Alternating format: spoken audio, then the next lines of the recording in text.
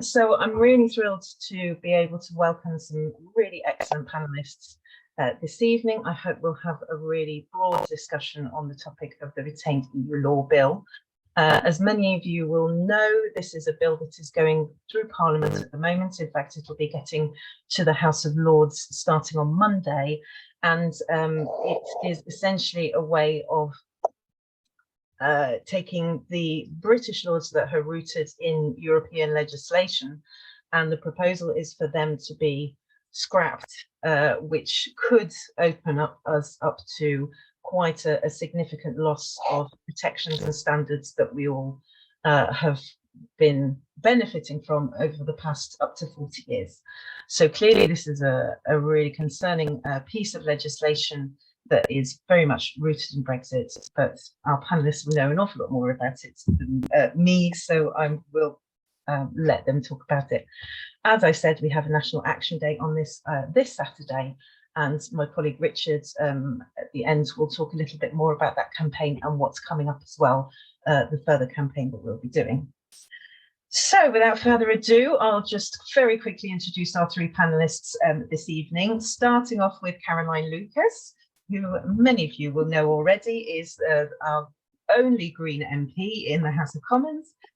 She has been very active campaigning against this bill, including with an amendment which unfortunately wasn't successful, but her work along with a lot of other opposition parties has been absolutely essential in campaigning against this bill. Second, we'll be joined by Vari Snowden, who is at the Human Rights Consortium in Scotland. They are a civil society network defending and promoting human rights in Scotland. So Vari will be able to give us an aspect on how the REUL bill is affecting our human rights, and also how the impact is different in Scotland due to the devolved nature of some of the powers. And finally, Gareth Lloyd Johnson is joining us from Breast Cancer UK. He's their campaigns manager. Breast Cancer UK is obviously a leading charity that it works on education, research and policy change linked to cancer treatments. So without further ado, I'd like to introduce Caroline Lucas for the start. Well, thank you so much, Emma. Thanks to so many people giving up their Thursday evening to come and hear about this bill. That's really inspiring that many people are interested in this. I've been asked to set out why I think the retained EU law bill is such a disaster, and it is a disaster. I've been asked to talk a bit about what I've been doing to oppose it and how you might explain the bill to someone who hasn't yet come across it. So to start with the first point, the government's long title for the bill, which is where it's supposed to set out the scope for the legislation, is pretty impenetrable and indigestible. It talks about the power to replace, update, interpret and abolish aspects of retained EU law. And retained law is basically everything that had become domestic law at the cutoff point when we left the EU. So all of that policy making that our members of the European Parliament and members of the Council of Ministers have been involved in over 40 years, all of that retained EU law that's now been taken into our own statute books, that is what we're talking about. And it's interesting that the House of Commons Library briefing on the bill says that these laws were retained in order to, and I quote, provide legal continuity and certainty in the aftermath of Brexit for individuals, governments, businesses, and other organisations. Well, it's interesting because it's quite clear from the government's action that they have utterly ditched any commitment to certainty or to continuity for anyone, frankly. Businesses have no idea which laws are going to be in or which ones will be out. And not even the ministers who are working on this know how many laws will actually be affected.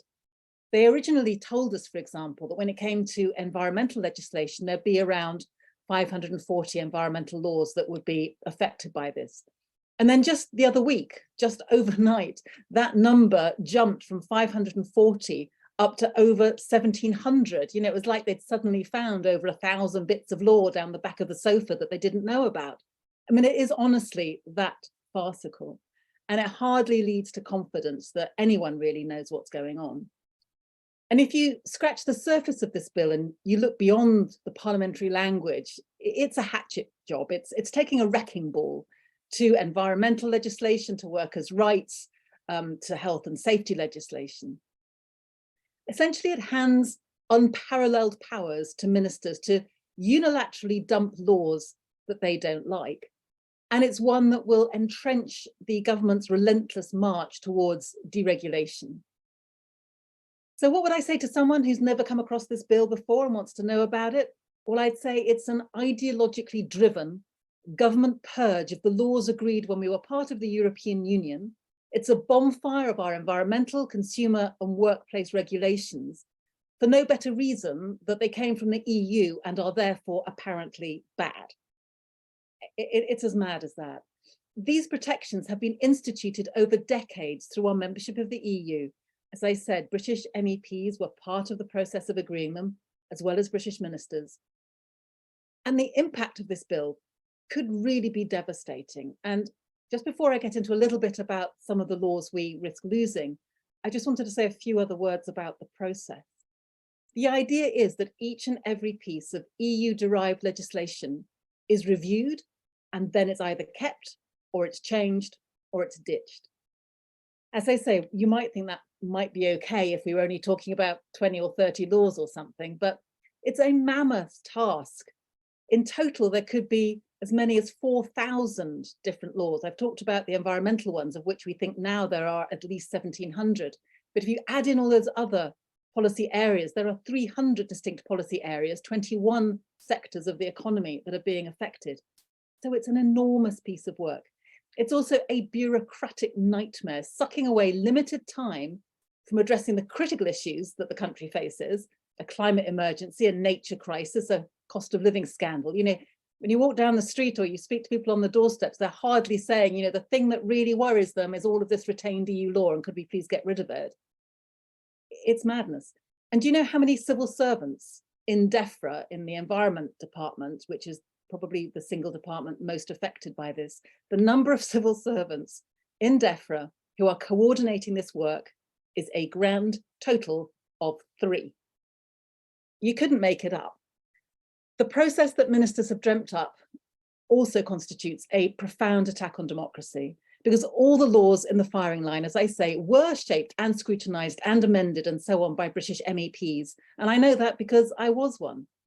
Environmental legislation, for example, was made through co-decision. That means that the MEPs, the members of the European Parliament, were co-legislators with the council, with the ministers. And the UK was a leader on many of these issues. We had a big role to play in the Council of Ministers. I think we really need to challenge the idea that somehow this law was imposed on us against our will or our knowledge. Many of these laws came from ideas from British lawmakers, and they were certainly signed off by them. Yet this bill allows ministers to make all the big decisions about legislation based on what they consider to be appropriate.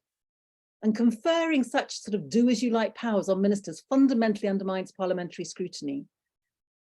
It's a process where the EU is somehow seen to be an affront to parliamentary sovereignty, and where taking back control means actually taking back control to ministers, giving them the right to unilaterally strike out legislation that offends their sensibilities. And as I say, when their sensibilities all too often find that simply being derived from the EU makes it bad, then this government's approach is nothing less than irresponsible lawmaking of the highest order. We've gone from lawmaking done by politicians elected under a fair and proportional voting system, let's remember, to unilateral law dumping, and we have no say at all. And just in case the sunlit uplands that we're all supposed to be enjoying aren't quite fantastical enough, we're being treated to an aptly named sunset clause, because that means that on the 31st of December of this year, 11 months away, any EU laws that haven't already explicitly been retained or replaced or amended will automatically be revoked. In other words, they just go, they disappear overnight. Nothing to see here except a totally unnecessary cliff edge and potential legal vacuum come January 2024. To make matters worse, the government has utterly failed to produce any kind of impact assessment on the environment or workers' rights, on businesses, or indeed on the devolved administrations, and the devolved administrations in Wales and Scotland are understandably absolutely furious. And then just very briefly to finish, just to say a few words about the kinds of laws we're talking about here. The REACH legislation, for example, controls or restricts the use of hazardous chemicals. And although these regulations are regulations on businesses, they are critical for protecting human and environmental health, whilst also setting rules on things like animal testing. So what we're talking about here are the kind of chemicals you might have in cosmetics or in kitchen products, under the sink. All of those kinds of products could be at risk. The REUL bill, this bill fails to recognise the importance of REACH and the importance of public health. It diverges from the EU system of approval and could also lead to more animal testing too.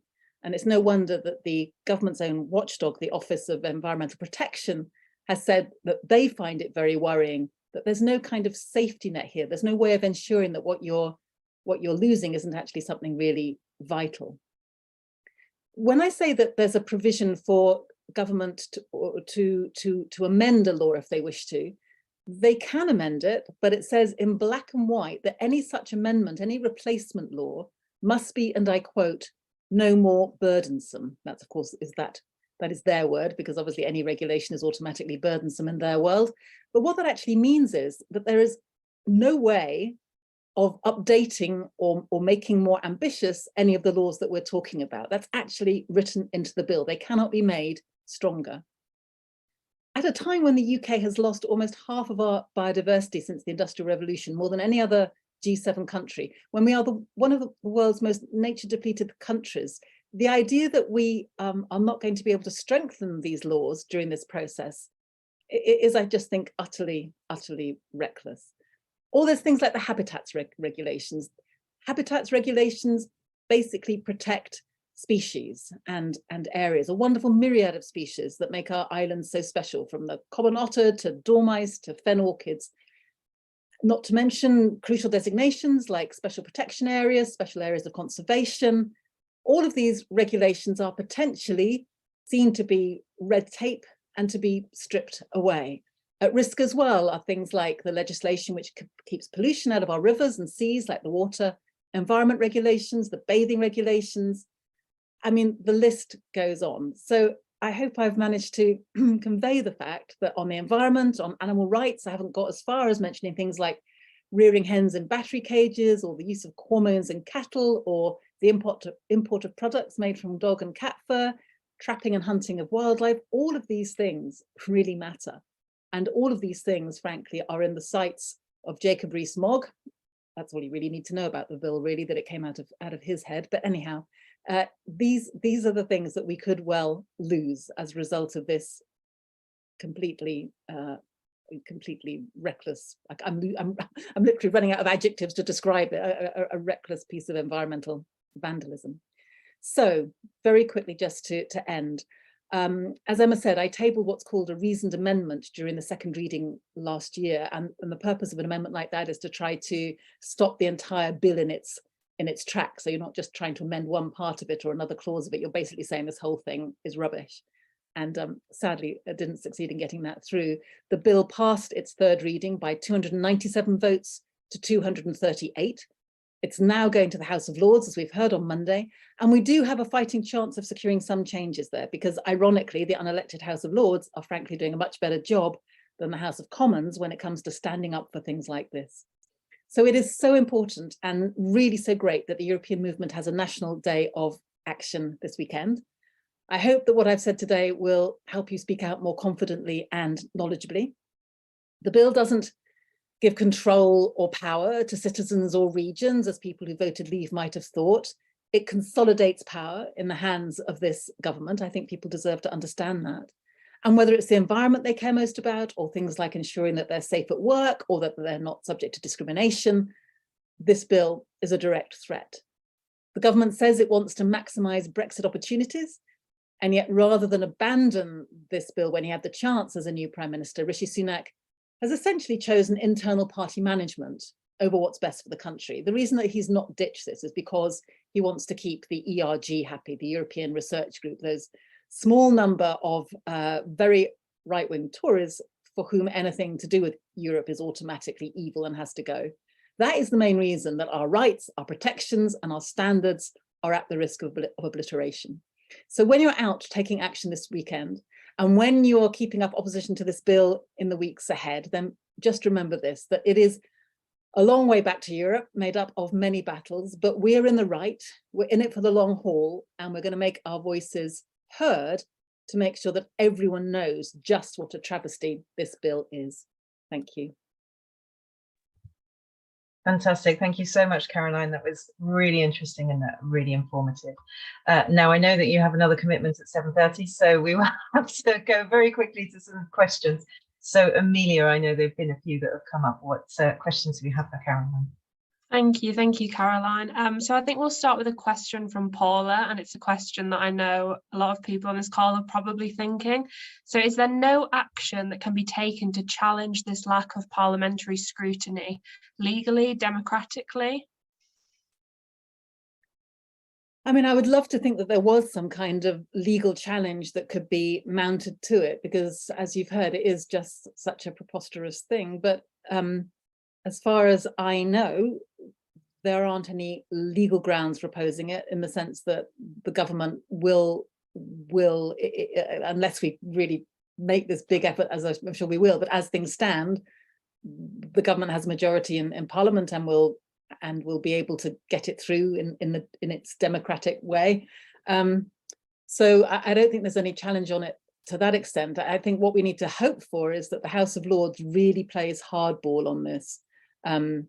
It wasn't in the Tory party manifesto, certainly not in any kind of form like this, and that gives the House of Lords greater strength and powers, because if they're opposing a law that was properly in the Tory manifesto, it's much harder for them to really hold out when the government keeps trying to have this kind of tussle. It's called ping pong. So the House of Lords makes some amendments, it goes back to the Commons, and the Commons, because we've got a Tory majority, delete them, and it goes back to the Lords, and it goes backwards and forwards, and that can go on a very long time.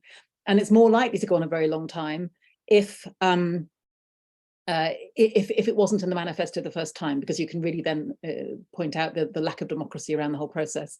So I think all of the focus now goes to the House of Lords, and hopefully all of the focus too goes on the media and goes on the kind of action weekend that you're having this weekend, because the more people know about it, and frankly they don't need to know very much, hopefully, to recognize just what a risk to so many parts of our democratic life this is, then there is still a chance that we can make enough noise, we can make it sufficiently embarrassing for Rishi Sunak to decide that actually it's more harm to him to try to keep the ERG MPs quiet than it is to actually recognize the damage that this is going to do. Great, thank you for that. Then we had two similar questions, one from Peter and one from John. I'll read Peter's, but they're essentially the same. So if the sunset date is delayed to 2026, will that give Labour the chance to repeal the bill, even if it has become law? Yeah, that's a really good point. Thank you, John and Peter. I should have said that. Yes, so there is something in the bill that says that if they haven't managed to go through this process of amending, retaining, or whatever, by the end of this year, there is the possibility, there's certainly no requirement for them to do it, but there is the possibility that they can delay some of that to 2026. On the one hand, we just want the bill to go because it's just so awful. But you're right, to the extent that the Labour Party has said, and in fact all of the opposition parties are absolutely clear that they would not support this bill in any shape or form. So if we can get as much delayed as possible, then you're right that when, not when, but if, hopefully when, Labour wins the next election, with a strong contingent of Greens and Liberals and so forth as well, we can at that point revoke it. Yes. So that is our best hope, that the laws keep it going as long as possible, that the media gets as strong as possible, that the popular movement gets as strong as possible, so that at the very least the government does take up that possibility of postponing a lot of it to 2026 rather than simply ditching it, and then we have the chance of of turning it around. Of course, it won't have escaped the notice of the ERG MPs that that's a possibility, so they will also be fighting back in the other way and trying to get rid of the sunset clause. So that's something to watch out for too. Great. I think we'll just jump to the last question now, because I know you need to head off soon. I'm going to go with Peter again, because he's really on fire tonight and asking some great questions. So his question is, am I right in thinking that the bill cannot be implemented in Northern Ireland while the Northern Ireland Protocol is in place, as Northern Ireland is in the EU Customs Union? Is that not likely to upset the DUP even more and make a return of the Troubles more likely? That is my understanding as well, Peter. And it's interesting. It's not been part of the discussions, at least not in the House of Commons chamber, around the Northern Ireland Protocol and so forth. But it certainly feeds into that in exactly the way that you describe, and does just mean that the chances of achieving stability there and averting the worst of the tension that we're already seeing as a result of the way in which the Northern Ireland Protocol is being treated and is being responded to, it makes all of that tension much worse. So yes, I mean, I don't suppose you're likely to get into that on the doorsteps unless you're on the doorstep with someone who's very knowledgeable. But I think I would just say that in order to give people confidence on the doorstep, it's great that there are some people out there who really know the detail of the bill. But don't worry if you don't. I think the most important things to say are that there is a massive risk to so many of the protections that have been so hard fought over decades, whether that is environment, workers' rights, health and safety, or whatever, and that the way in which it's being done is just so undemocratic. The idea that it's just left up to ministers to decide which bits they're going to leave, which bits they're going to take, the idea that they can't strengthen any of the laws. So I think if you can sort of stick to 2 or 3 big headline messages, I think it conveys really what's at stake with this bill. Fantastic. Thank you so much, Caroline. We will release you now, but it's been such a brilliant insight into the workings of the bill. So thank you so much for your support. And I hope it's given courage to some of our activists. Well, it's great that they're all there. So thank you so much and good luck. Thanks. Thank you. Thanks, Caroline. Okay, so fantastic insights from Caroline, really grateful to have had her here. So we'll be moving swiftly on to Vari Snowden, who is the director at the Human Rights Consortium of Scotland. Obviously, her focus will be on the human rights aspect of this bill, and also the peculiarity, or peculiarity might not be the right word, the differences with Scottish legislation as well. So Vari, I'll hand over to you.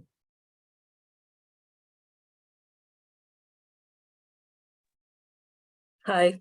Sorry, I just took a moment there to work out the unmute function. It's like I'm new to this. So good evening, everyone. It is fantastic to see so many people on this call. As Emma said, I'm the director of the Human Rights Consortium Scotland. And really, since Brexit happened, we've had a massive concern about the impacts of leaving the EU on our human rights protections. From the consortium side, we did a lot of work during the Brexit process, and particularly working with Northern Ireland and Welsh partners. So I was asked just to briefly touch on some of the human rights implications and the implications within devolution. But I suppose I have a few questions for you to think about. First, some of them that Caroline really touched on. So, do you know which of the rules that protect food standards in the shops near you are you okay with losing? Basically, would you be okay with losing standards related to chlorinated chicken?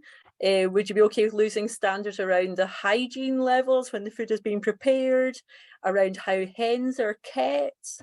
Are you okay with losing standards around the content of baby food, for example, or around whether the milk you buy in the shop is always pasteurised, whether the rules around contaminants on raw meat in butcher shops, you'd be all right with losing those rules? Or what about rights and protections for our environment? So what about the standards that mean that when there's new developments, they have to consider the wildlife and habitats? What about standards related to air pollution, related to water pollution levels? What about standards around pesticides and when they can and cannot be used?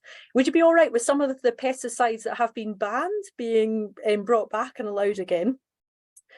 And then what about rights and standards around working conditions and workers' rights? And in general, the rules that really curb the worst that bad employers can do. So things like the rights of a worker to a 20-minute break within a long shift and a break from work each day, the right to a day off every week or 2 days off every 14 days. The right to your paid holidays being paid at the same amount as your working days. Things like maximum hours that you can be required to work, and that's not just for office workers, but also actually for safety critical workers. So are you okay with airline pilots doing longer hours? What about HGV drivers? And what about rights around parental leave, amongst many others? So as it stands, this bill, this REUL bill, which to be honest, on the face of it, sounds quite dull, actually opens the door for us to lose many of these rights that actually many of us really take for granted and absolutely expect to be in place for our protection and the protection of our families and communities. So what we know is 90% of our food standards that are in our law are actually retained EU law. That is, they originally came from the EU and they are the subject of this bill. As one of the questions said, they are actually part of our law, but they're still retained EU law technically. Hundreds of environmental standards are found in retained EU law. And as the TUC has said, so many of our employment protections are found in retained EU law that this bill really sets up the conditions for potentially huge impacts on workers' rights. And specifically, they have been highlighting that it's going to be people in insecure work, such as like on fixed term contracts or agency workers, and women who are going to bear the brunt. So without a doubt, this REUL bill is very much not about taking back control of our law or something like that after Brexit. It is about whether we want to keep many rights and standards that protect us, or we're fine with the risk that we'll just lose them.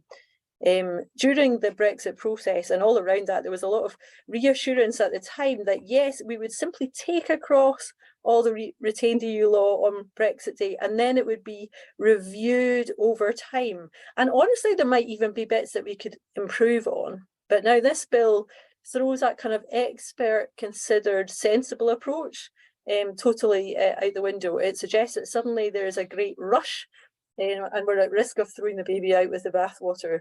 So it's quite a naive look at EU law. And it actually suggests that in some way we're better off without it. But actually, right now, it is only this REUL, this retained EU law, that protects many aspects of our health and our employment, our environment. From a human rights perspective, when the UK signed up to our international human rights treaties, they agreed, and particularly the treaties around economic and social rights, so that's things like adequate and safe food, around housing, around education and all these things, the right to health as well. They agreed to what is called progressive realisation of our basic human rights. That is the idea that they should not go backwards, but they must always be taking steps to make them more real. And this bill really puts that at risk. It throws that away and is really the firing gun to us going backwards. So I just want to highlight quickly 4 specific impacts of this bill. So if you haven't heard already, number 1, we will lose actually vital rights and standards. So this bill is a framework bill in that it doesn't specifically mention any of them in it. But what it does say that is unless the government specifically takes action to keep it right, it will fall off a cliff edge and be lost. So the presumption really is not to keep, but to lose. So we're relying on the government to choose to take action to keep them. And that would be tricky enough, but actually that cliff edge is racing towards us at incredible speed. So time is really short to get the law, enough law passed to keep all these rights. And to make matters worse still, as Caroline was saying, it's not that there's some sort of clear list of all the bits of law that are affected. Do you know, we were in the EU for years and it's all so embedded into our law that it's really complex. And nobody knows how many pieces of rule there are, not the UK government, not anybody. They're finding more all the time. As Caroline was saying. So I heard at the last count there was 3,745 pieces of rule at least, but that doesn't include almost all that fall within devolved areas, and they know that there are more, but they've still to find them. So this bill, because of the speed that's insisting this happens at, in the midst of huge complexity, together with a cliff edge, we will, without a doubt, if it's passed like it is, we will lose protection for at least some of our rights and standards. Secondly, this bill is going to lead to big uncertainty about what our law actually is in many areas. So there's things like we're losing Court of Justice case law, fundamental principles, other things that have been used to interpret our law over the years.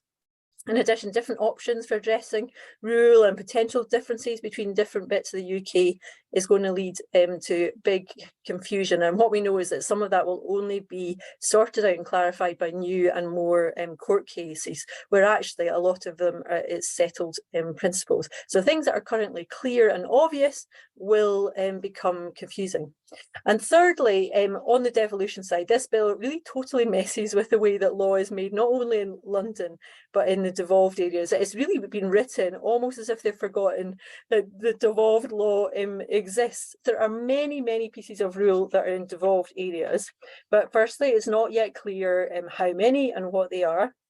The bill gives some powers, like being able to extend the cliff edge deadline only to the UK government, not to the Scottish government. And one of the big concerns is it actually allows the UK government to make law in devolved areas. So that is quite a big thing. So the UK government can just decide to make law in devolved areas of REUL, and it has nothing in the bill around making sure there's a Scottish government or Scottish Parliament consent, and likewise the Welsh Senedd, or even consulting them. There's a particular concern within devolved administrations about how on earth they're going to be able to do it in time and have the capacity. In general, they have less capacity than a London level. And just because of the huge rush to get it all passed, we are going to end up with holes in Scots law and indeed in Welsh and Northern Irish law as well. And I think what's more, it's just important to note that it completely ignores the very different policy directions, certainly in Scotland, where one of the commitments of the Scottish Government is to try and keep pace with EU law. That is also something that's part of the Northern Ireland Protocol, is the idea of keeping pace. And that's something that's not just a government thing, but actually has got really widespread civil society support. It was one of the main concerns during Brexit, is that we would not do that we'd become somehow the poor man of Europe when it comes to rights and standards. And this bill sets up the conditions for that to happen. And lastly, a little bit like Caroline was saying earlier on, I wonder what you'd see as the big issues that should be concerning the government right now. Definitely cost of living crisis, extremely challenging economic times, the climate emergency, you know, things in Scotland that I know about, extreme shortage of housing, conditions, prisons, lots of things. So should they be spending so much of this next year trying to make sure we don't, by mistake, lose bits of our law that matter to us? So I'm just going to finish with an analogy in case I'm a person who likes images. I find it quite helpful. So here's one.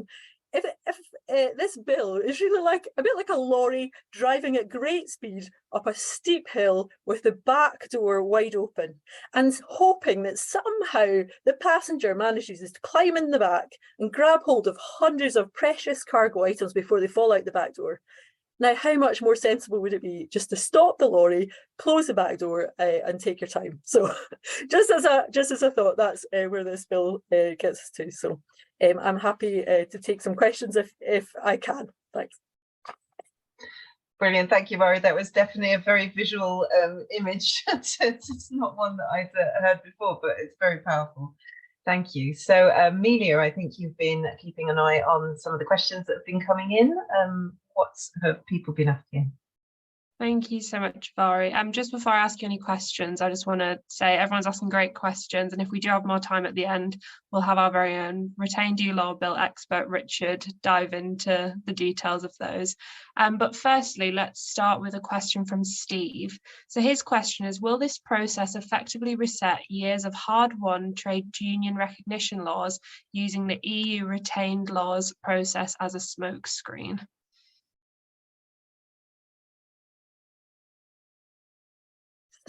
So I think workers' employment rights are one of the biggest concerns around this. So certainly it's definitely risking losing lots of that. So to be clear, this bill is not the bill that does that, but this bill sets up the conditions for that to happen. So it means that with very little parliamentary oversight, and with very little that you and I really can do about it, or even MPs can do about it, we could lose some of those rights.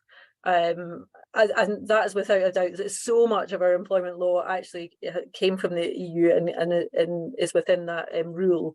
You know, there is potential. The government has actually spoken about, you know, passing an employment rights legislation. That was one of the things as during Brexit. There are loads of things they could do, but there's just a real risk that actually in this bill we can end up going backwards potentially deliberately, depending on what the government decided, but also backwards because they just missed stuff before we know it. We've lost crucial employment rights. So I think that is one of the big concerns of this bill. Thank you so much. The next question is from Lucy. So Lucy asked, can the Scottish Parliament and the Welsh Assemblies and Stormont, once back, override this law and reenact these laws? So I think that they wish they could. You know, in fact, I know from a Scottish government point of view, they wish they could. The reality is it's a lot more complex than that, and they are more restricted than you might imagine. So this is, you know, UK level legislation, obviously, and they are in effect giving themselves powers to also legislate in devolved areas if they want to. And it looks very likely that the Scottish Parliament will not give their consent to this bill. But what we've seen during, I think about now 7 times since Brexit, is that the Scottish Parliament has not given consent, but it has gone ahead anyway. So that process is becoming less and less useful. So there's actually, because of the complexity of our constitutional situation, there's very little that the Scottish Government could do to challenge it all. I think so. Some of the things, the way that they can approach it is to try and basically keep as much retained EU law that is in devolved areas as much as possible over the next year or before that cliff edge happens. So that's what they'll be focusing their attention on. There is other actual legislation in Scotland that's called the Continuity Act, which is actually all about trying to keep pace with the EU.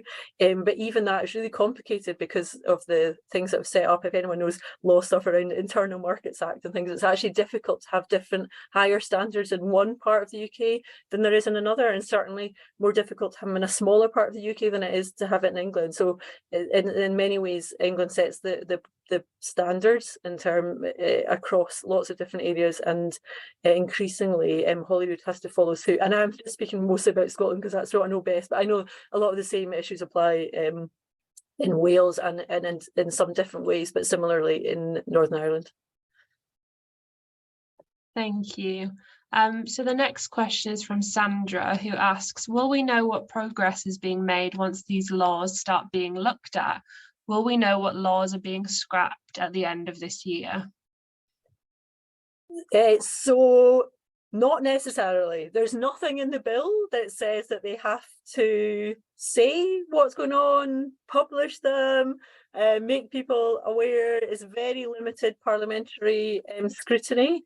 There was some suggestion of amendments, for example, at the House of Commons already, which suggested that there should be 3 months before that kind of cliff edge, that there should be lists published of what's going to be revoked or retained, or but that amendment was defeated, as far as I understand it. So, so yeah, there's nothing to require that, and yet I think that's absolutely what we need. At the very least, we need to know what's going on. I think that's a completely reasonable thing, because these are our rights and standards, actually. So absolutely, we should know what's going on, but there's nothing that requires that at the moment. That might be something certainly that civil society might be pushing on and trying to get amendments in the House of Lords to actually make process things like that happen. I mean, it doesn't help much, but at least you're aware of some of the issues at that point in time, and you can raise them with the government. Great, thank you. Now we have a question from Wendy. If this bill affects standards in industry and production, will this also affect our already damaged ability to export to the EU? Is this further shooting itself in the foot by the government? So I am no trade expert, so I don't want to venture into that, apart from to say that it actually flings up some issues, for example, with the trade agreement between the EU and the UK. So there are level playing field kind of aspects of that basically says, we have to keep up standards, that has to be a level playing field, and this messes with that potentially, depending on which rights and standards disappear. So yes, I mean, you can see, for example, food safety. If our food becomes somehow less good, less safe, is less standards, actually there might be EU countries, or the EU as a whole will not take that anymore. So yeah, you can see how quite easily, can't it, is going to affect trade when it comes to food and things. But beyond that, I wouldn't like to venture.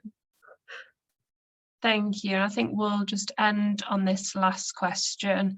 So it's from Sarah. How can we improve awareness of this bill? Many people are likely unaware of this bill. I mean, obviously, apart from signing the European Movement's petition and writing to MPs, do you have any other advice on how to raise awareness on the bill? I think, as well as getting out on the campaign day this Saturday, which I think you're going to hear more about in a while, I do think it's a problem. So we work with a whole network of people who are used to raising issues and campaigning. And the thing with this bill is it doesn't sound exciting. When you talk about the retained EU law bill, and if you go and read some stuff around it, briefings and stuff, it's really dense. So somehow I think the challenge is to make it real for people in terms of that risk. And to raise that however you can. So whether it's a campaign day, whether it's get involved in letters, particularly if you live in an area where there's a Tory MP who could speak up about it. So absolutely, I think the thing is that it's one of these bills that if we just let it go through without flagging just the impact it could have, we will live to regret it.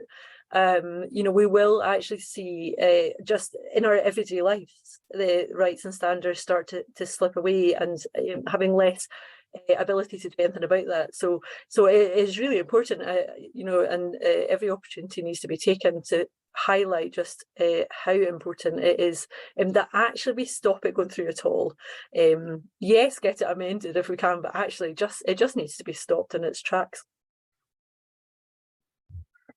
Great, thanks Amelia for that, and thanks Vari. That was really fascinating and great to also get a non-English perspective, which we do try and push our boundaries a bit of the European movement. So that was really insightful and interesting. Thank you so much for your perspective. Okay, so moving on to our next panelist, we're joined by Gareth Lloyd Johnson from Breast Cancer UK. He's going to talk a little bit more about REACH, which we've mentioned already a couple of times today, and how that's affecting access to controlled chemicals used in cancer treatment. So Gareth, over to you. Thank you, Emma, and thank you everyone for coming. Yeah, absolutely. As Emma says, REACH has been mentioned a couple of times. It is one of the downsides of going third on these things, that other people can nick your best lines, and to some extent Caroline did. What I should do, though, is just start by setting out exactly who Breast Cancer UK are and what we do. We are a prevention charity. We are focused solely on the prevention of breast cancer, and within that, our key interest is in chemicals and exposure to chemicals, and particularly those chemicals where there is evidence of a link to breast cancer.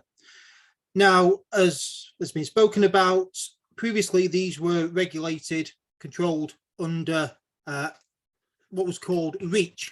That was EU REACH. REACH just quickly stands for registration, evaluation, or authorization and restriction of chemicals.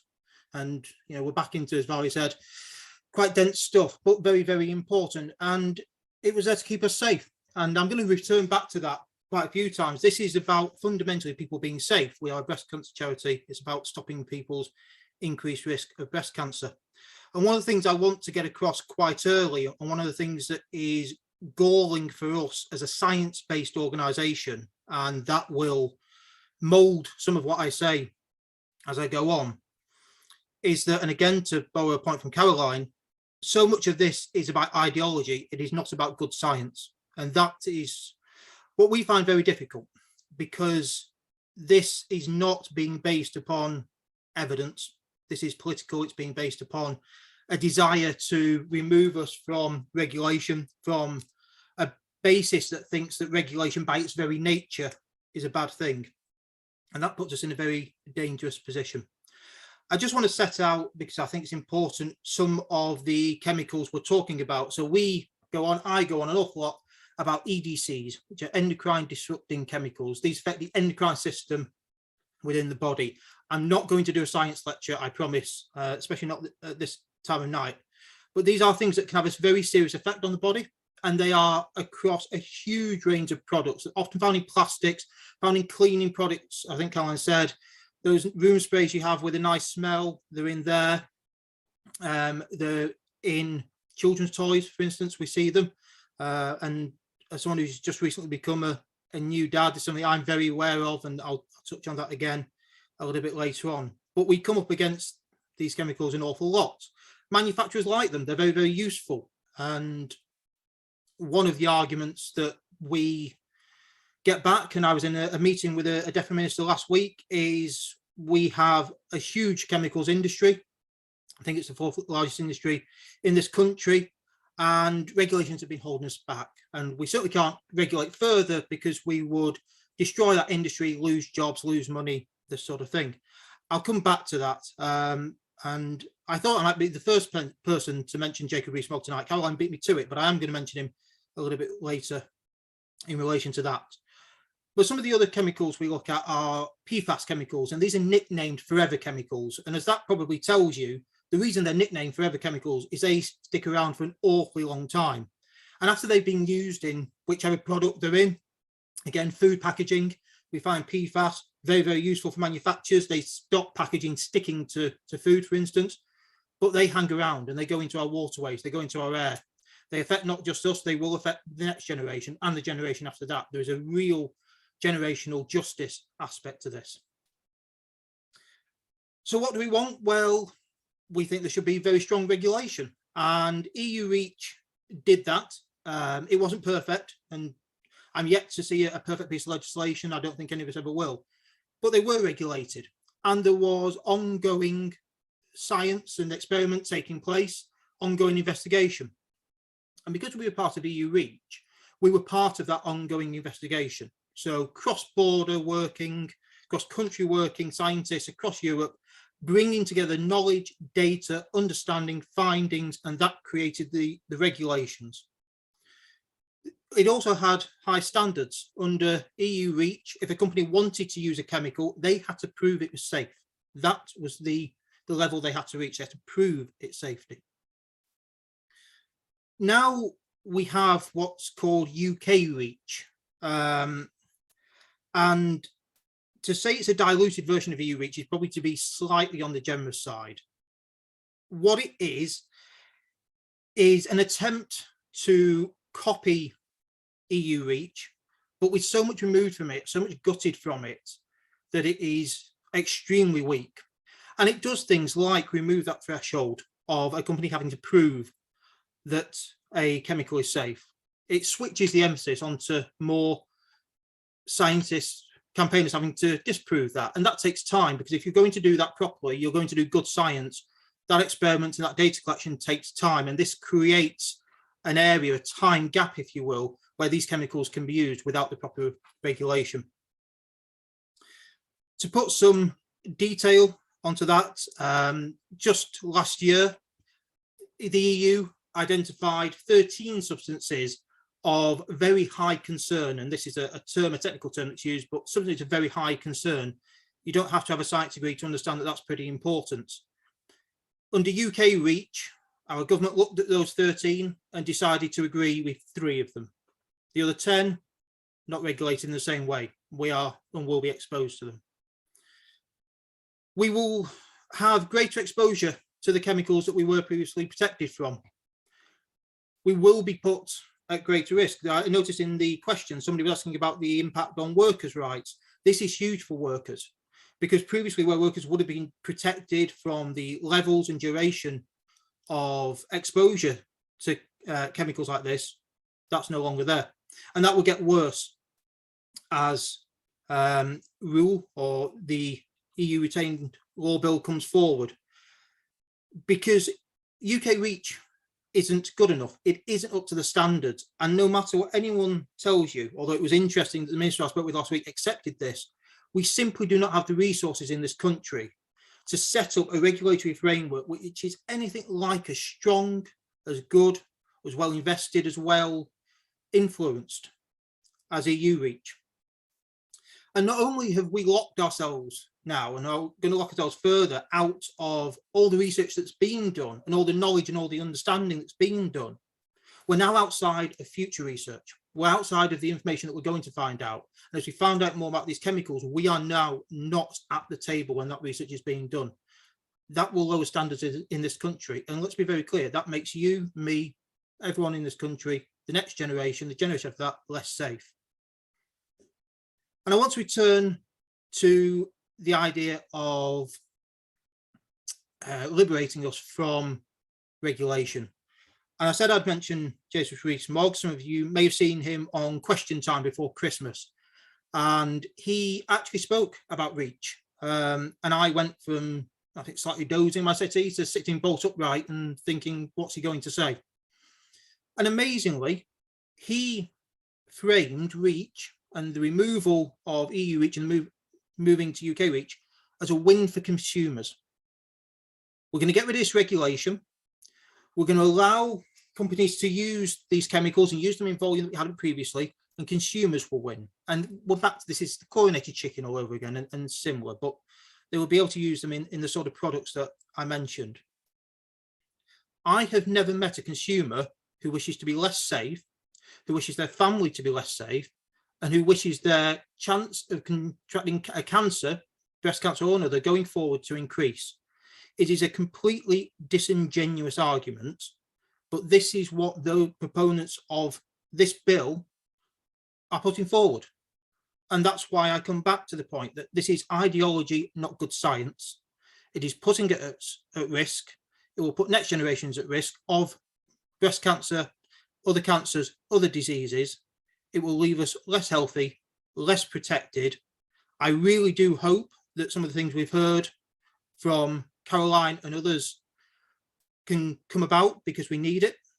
And the other thing I'd add at the end is what makes this so galling again, and in some ways so bad, so worrying, is that something else that we were promised quite some time ago was a cancer strategy.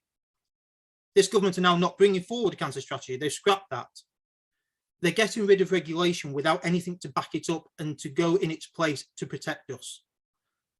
This is not about good science. It's about ideology, and it's putting us at greater risk. That's where we are. More than happy to answer any questions, but I hope that gives an idea of the impact that this legislation will have in areas like mine, in breast cancer, but on our safety as a society. Great, thank you, Gareth. That was quite sobering to sort of hear more about the real impact of how this could affect not just us that are here now, but future generations as well. Amelia, I imagine there are possibly some questions for Gareth as well.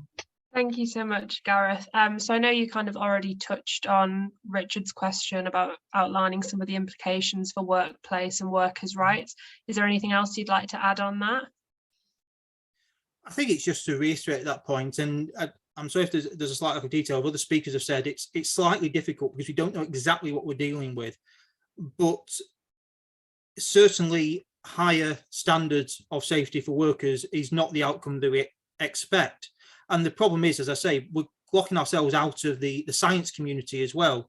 So we won't necessarily have the data that becomes available on the effects on workers going forwards, so that not only are we losing what was previously known, we're not going to be at the forefront of what is being learnt. And if changes are made in Europe, I would think, and we can take this bill as a measure, if you will, they will be watered down before they reach our legislation, putting our workers at greater risk.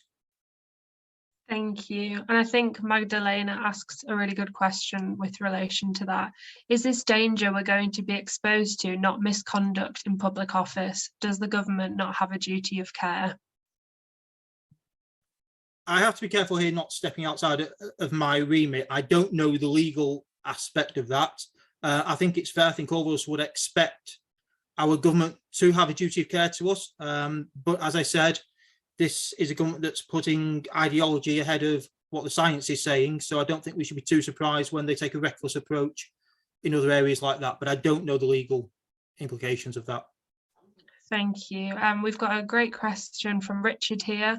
One of the Conservative top lines is that there is no objective for divergence, but surely REACH is an example of divergence that's already happened. Does this mean that we can't trust the government when they try and reassure us about the retained EU law bill? Yes. I think that's probably the best answer I can give to that. Thank you. And then Rainer kind of made more of a point, but they stated that they heard a panelist on TV the other day saying that Brexit is costing his chemical company £150,000 a year. He needs to register with REACH because EU supply his base products. So I guess this kind of shows that divergence could hurt our chemical industry too.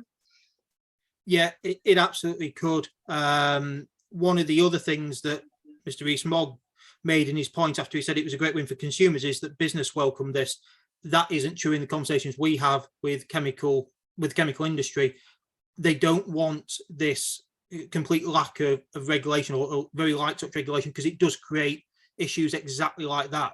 Business needs stability, especially in the current economic climate, and this does not provide that.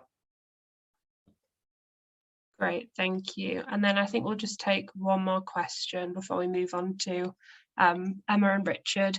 So this is a question from Andy. Since manufacturers still have to meet REACH in order to export to the EU, will they bother to meet lower standards just for the UK market? Difficult to answer for individual companies, and I wouldn't want to. Yes, there is that argument that if they've got to go into EU, they would work to the highest standard, but it's not a given. And why should we hope, and why should we have to hope that manufacturers look kindly upon us? That's not how regulation should work. That's not keeping people safe. It may happen, but this is an area that's far too serious and far too potentially dangerous for the answer to be, let's cross our fingers and hope.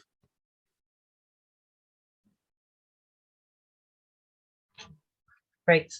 Thank you very much, Gareth. As I said, that's quite a sobering reality check on exactly the real life impact of this bill and exactly why we should all be campaigning against it as we are doing. So thank you very much for your contribution, Gareth. It was really interesting. I'm going to call on my colleague Richard Kilpatrick, who is going to talk a little bit about what campaigns we are actually running, and I'll pass it over to him to talk to you in more detail about that. Thanks, Emma, and a big thanks to Caroline, Vari and Gareth as well, because I think it puts a lot of meat on the bone to what is quite a complex bill. And as Mari mentioned, actually, this is a framework bill, and I think the government have found it very easy to hide behind the fact that it is a framework bill. And when I say that, I mean it, in essence, deals with the powers that ministers have to make decisions, rather than talk about the specifics of what that means for us as people living here, but also the implications on our businesses and the uncertainty that it causes. And from a European movement perspective, this really is just what is the first step to further divergence with the European Union. And as many people have mentioned in the chat that I've been looking at, it is ideological, and it is an attempt to burn bridges as quickly as possible. I'm not sure if people saw today that Michel Barnier's comments about how a future route back into the European Union will be only possible from the European Union's perspective if there is not an enormous gulf of divergence between our two blocks. And it seems to me, as it seems to many people who are following this bill, that is certainly an ideological objective of this government, is to get Brexit done at all cost. So that's why it's been a very important aspect to what the European movement has done. And we have so far managed to engage with 633 members of parliament. Over 7,500 people have contacted their local MP. We have over 40,000 opt-ins to the campaign. And then obviously we have some really active groups that are going to be taking that to the streets this weekend. So that's what we've done so far. In terms of what's next, as mentioned by Caroline, we once again, in response to this government, have to turn to the House of Lords. And that's exactly what we will be doing. There was a comment on the questions on the chat tab earlier on this evening about what can we do to lobby Lords. That is something that we will be doing. So we'll be turning our attention to the Lords. We'll be targeting a specific group of Lords that we know have specific issues with the governance aspect and the scrutiny aspect of this bill, to make sure that we get as best result as possible in the House of Lords. But it is a very sad state of affairs when we have to turn to the House of Lords to protect what are very basic rights here. I've had the benefit, or I suppose it's benefit, of following this legislation very, very closely. And the one takeaway that I have is that the Conservatives are hiding behind the Get Brexit Done substantiation to this bill. And I think we really need to go out there and talk about the implications that this could have, and the implications are enormous. People have already mentioned the fact that this is 4,000 pieces of legislation at least. There is an active dashboard that the government update regularly, of which laws will be impacted. It does not detail exactly how those laws will be impacted, other than to say that we are not alone in this. We are backed by the vast swathe of civil society, organisations like Mari's and Gareth's included, that cover all sorts of areas, from workers' rights to environmental to animal welfare to chemical standards to the Federation of Small Businesses. It really does cover everything from your data protection to your health and safety at work. The possibilities are endless, and giving that power to a minister is not acceptable. And from a scrutiny perspective, and from a legislative and from a parliamentary sovereignty perspective, this is far from taking back control, which is what people were promised, right? So when we go out there, we are talking about how Brexit ultimately, even for Leave voters, Brexit was not a vote to undermine our democracy. Brexit was not a vote to threaten our rights at work. Brexit was not a vote to destroy our environment. Brexit was not a vote to lower our food standards. And I think that's how we talk to people, right? That's how we engage with people. It is up to us, because unfortunately a lot of the political parties are not doing this. It is up to us to really put meat on the bone of what this means, especially around the areas of, this being the first step to further divergence with our biggest market. So that's what we're doing, and we hope that you will come along with us, and we hope that you will continue to take part in the campaign as we turn our attention to the Lords, and continue to write to MPs, because it is really important that people are aware that their inboxes are being filled, and that we're not going away. This is not a debate that they think is done. So I'm happy to answer any questions, equally as other panelists have said. I have a bizarre depth of knowledge over what is not impacted I think I might be one of the only people on earth that's actually read through the entire committee stage of this bill.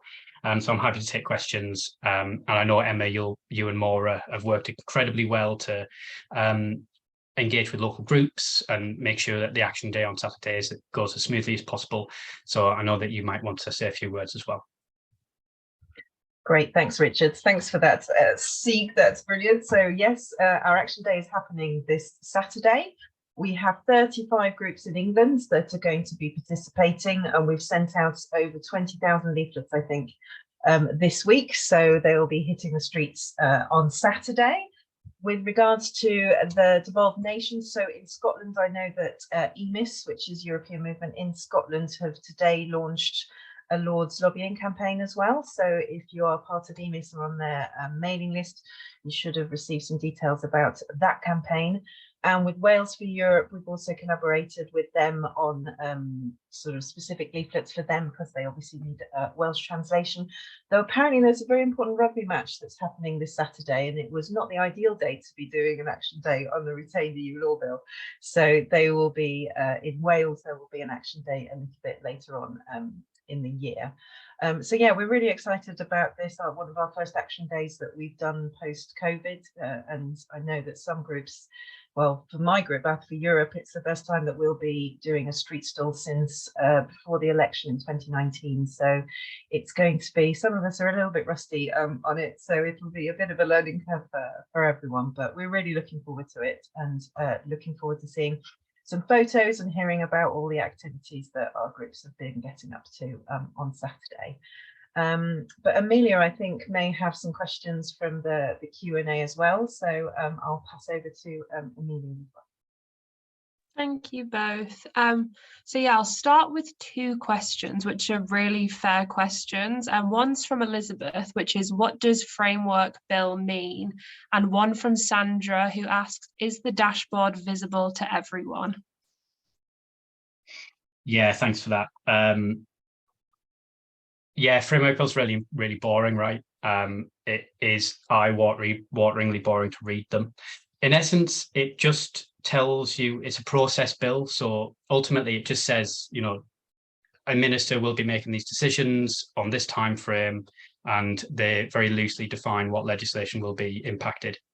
I mean, the bill in itself is about 22 pages. It's not a very big thing. And I think that's why it's confusing to people.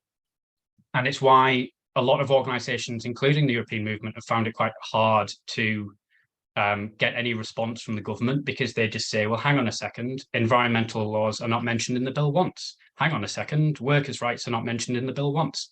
And actually what it's doing is creating a framework whereby ministers can make quite substantial changes or revoke it altogether with very little, basically no parliamentary oversight. So that's what a framework bill is. And normally framework bills, aren't that contentious, really. But this bill has implications that are so widespread. As I said, almost 100 organisations from civil society provided evidence to the committee. None of it good. All of it was urging for change, and the amendment process very much tried to highlight. And we're talking, there was amendments to this bill that were tabled by Stella Creasy, supported by David Davis and Robert Neal, and supported by the Labour Party, the Liberal Democrats, and Caroline. This was a cross-party effort to say, this is the implications of this bill. Please do not make these decisions in the framework that you want to. Getting Brexit done by the end of the year will have an implication to various things. And the government ignored it. So that's the framework bill. In terms of the dashboard is publicly viewable. As mentioned by Mari, I think, Stella Creasy made a very good point in Parliament and directly addressed the minister, actually, and said, there are 4,000 pieces of legislation impacted at least by this bill. There are only, at the time, 2,400 pieces of legislation on the dashboard. So there are still unknown laws that will be impacted by this bill. And members of Parliament still voted on the bill at third reading, which I think, I mean, my own comments here tell you the quality of some of the scrutiny that Parliament gave this bill, quite frankly. And I think it's up to us to really put meat on the bone. It is up to us to say this is what it means. So the dashboard is publicly viewable, and by all means we can send that link out for people that are interested. It impacts all sorts of laws, and we have urged the government to publicise those laws. So in terms of the things that we are specifically asking for from our perspective, and things that we've tried to engage the government and the members of Parliament in, is that ultimately we want the bill dropped, but they need to provide a legally binding guarantee that they won't slash our standards or drop EU laws which positively build on our established regulations and standards, which covers a little bit what Mari said. We want them to commit to retaining or improving key legislation on things like wildlife protection, animal welfare, employment rights, environmental protections, food standards. The government must engage openly and transparently with third sector organisations that are raising concerns about the implications of divergence in these areas, and remove the clause that allow ministers to change the law without adequate democratic and parliamentary oversight. And ultimately, that is what has come out of the legislative process. We hope that when we talk to people, because I understand a lot of that language isn't, it doesn't speak to people, and that's what we need to do when we speak to people on the street, right? I was out canvassing tonight in my local area. Did the REUL bill come up once? Nope. Did the cost of living come up? Yes, absolutely, almost every door.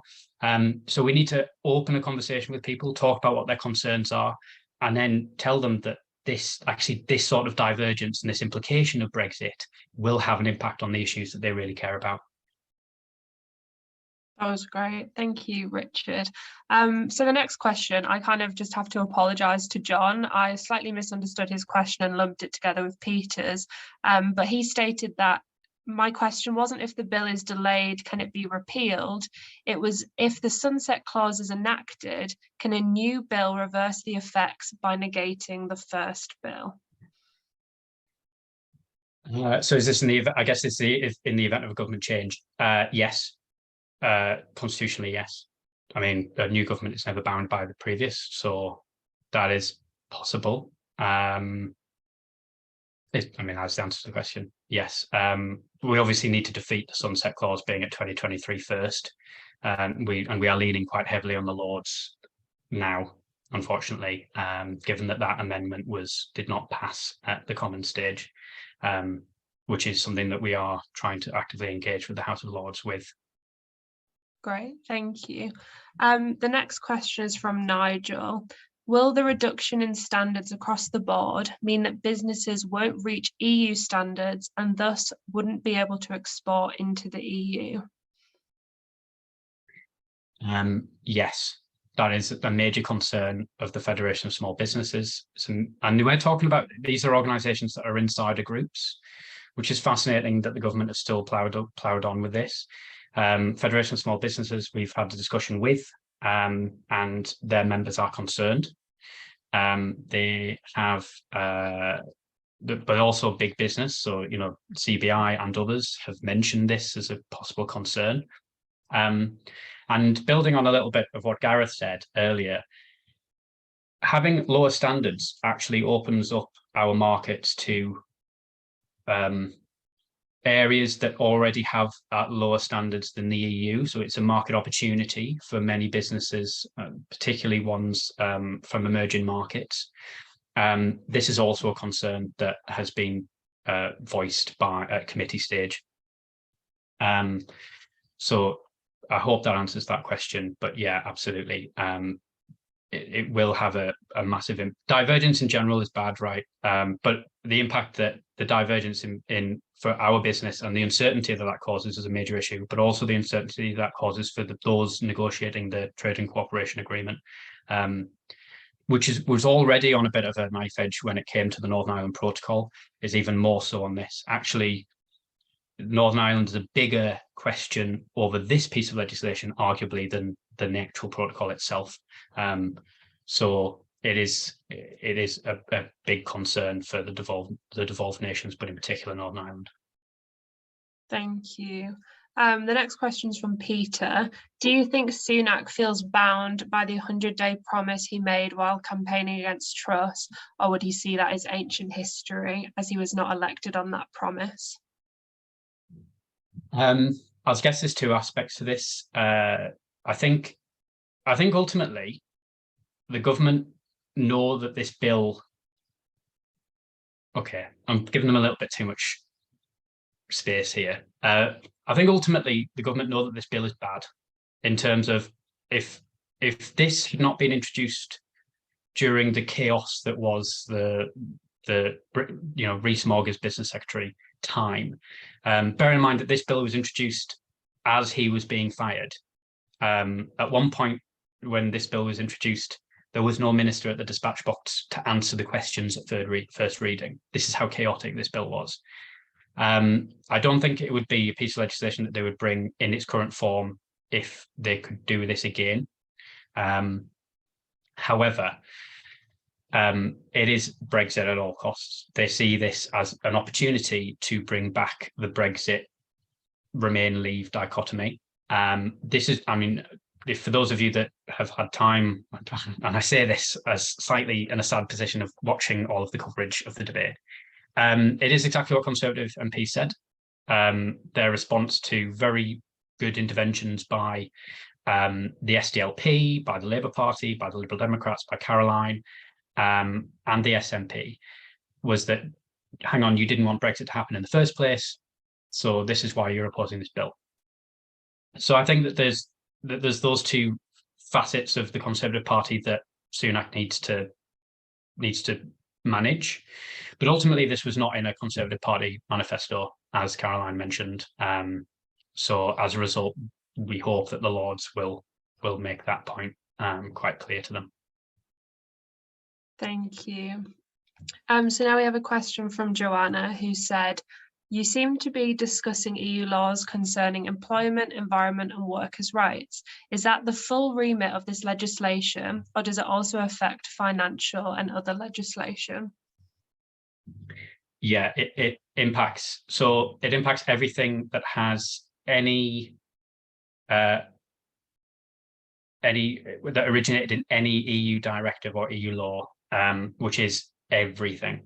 Now, to be honest, given the resource that the civil service have had on this bill, I don't think any department is fully aware of the implications in the laws in their area. It does impact financial regulation. It does impact data protection. It impacts literally everything. Now, there is something called gold plating, which is that the United Kingdom, when it implemented any directives or any aspect of like the treaties, it did go over the minimum standard, which is a choice of the member state. It always has been the choice of the member state to do that. And it would legislate accordingly. But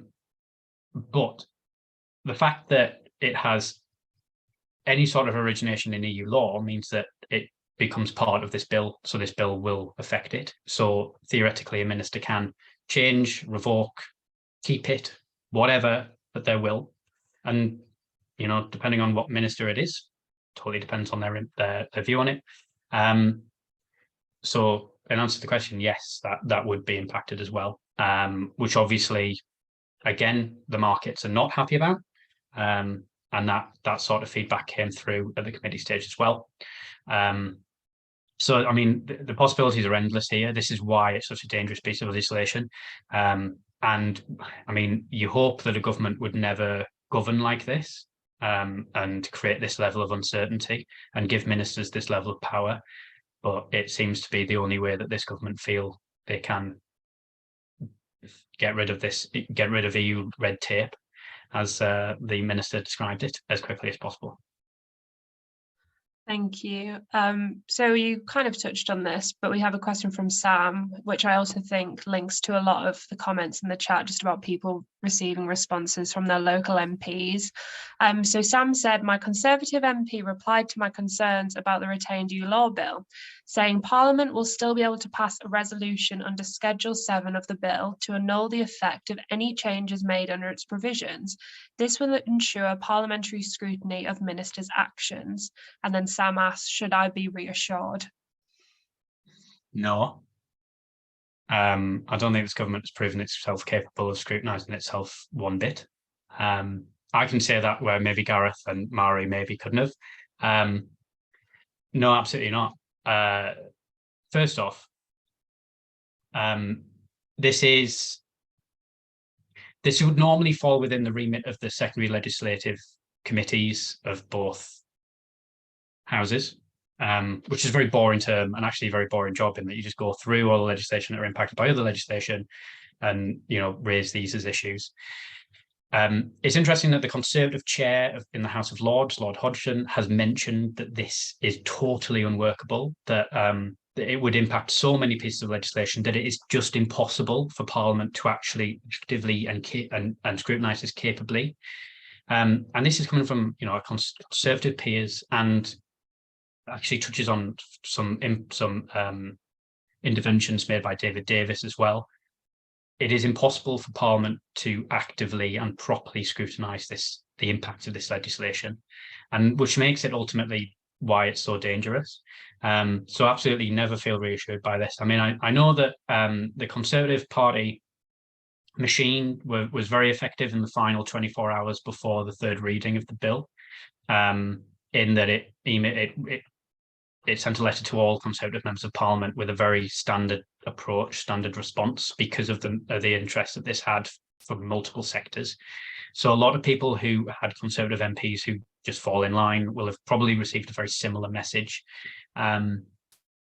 We can't trust them to scrutinise themselves at this stage, and quite frankly, we can't really trust members of Parliament who have given that power to ministers to make these decisions. Those members of Parliament should have upheld the principle that they fought the referendum on, which was parliamentary scrutiny and the importance of taking back control instead of giving that power to ministers ultimately. Thank you. So a question from Andrew. Will we be able to read the statutory instruments that ministers sign to keep any of the so-called European laws as they are published, or will they be saved up until the cliff edge day? Very good question. So there was the amendment that Creasy and Davis put forward would have required the instrument to be published 3 months before the sunset.